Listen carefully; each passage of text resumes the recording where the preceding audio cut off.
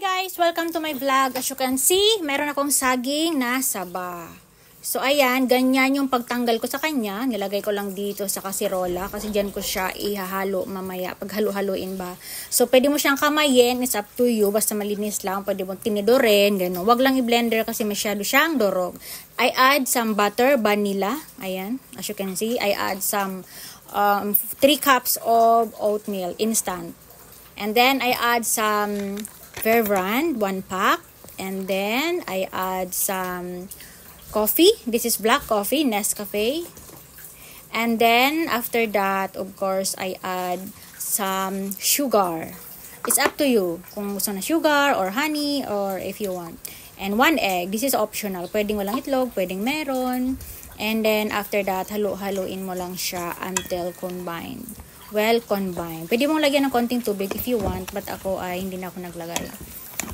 Kasi meron naman akong butter, guys. You can use any kind of butter. Yung margarine, yung parang dairy cream, pwede naman. It's up to you. So, ayan. Maglalagay ako, guys, ng harina or flour. Ayan, pinagsala ko siya para mas pino at pag niluto mo ay fluffy.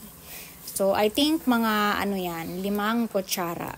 And then, halo-haloin mo siya ulit hanggang sa mag-combine talaga naman siya.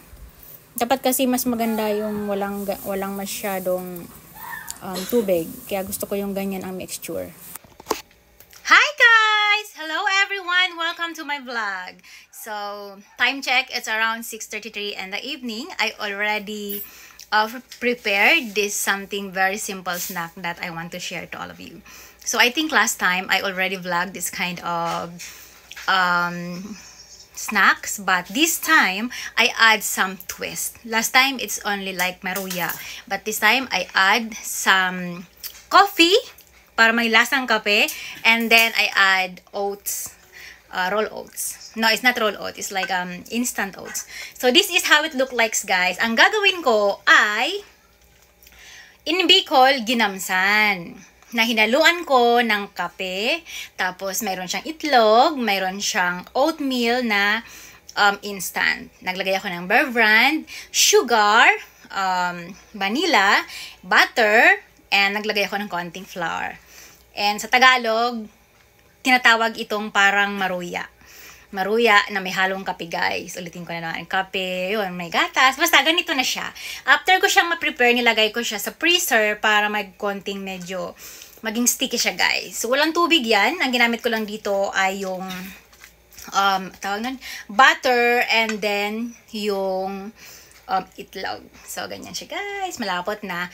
And ready to fry. Pwede mo siyang gawing parang pancake. It's up to you. Pwede mo siyang i-oven. It's up to you. Pwede rin steam. It's up to you.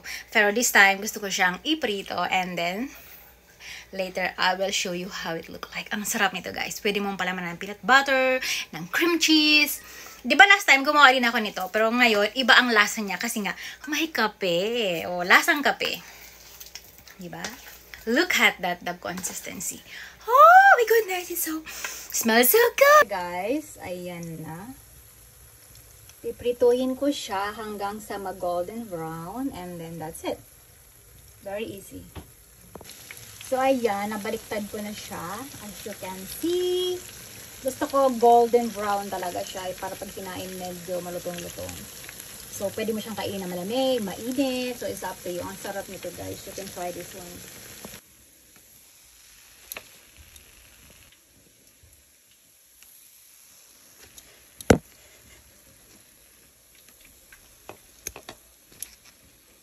So, eto guys, yung second batch. Ayan. So, nagawan ko 1, 2, 3, 4, 5, 6, 7, 8, 9, 10. Gawa ko ng 11. So, ayan guys, luto na siya. Yung other side, hindi ko siya hiniwa. And the other side, hiniwa ko siya kasi maggadgad ako sa kanya ng chocolate. Luto na. With grated dairy chocolate. Ayan guys, luto na. Ayan, pawisan na ang chef. Ayan, pawisan na ang person.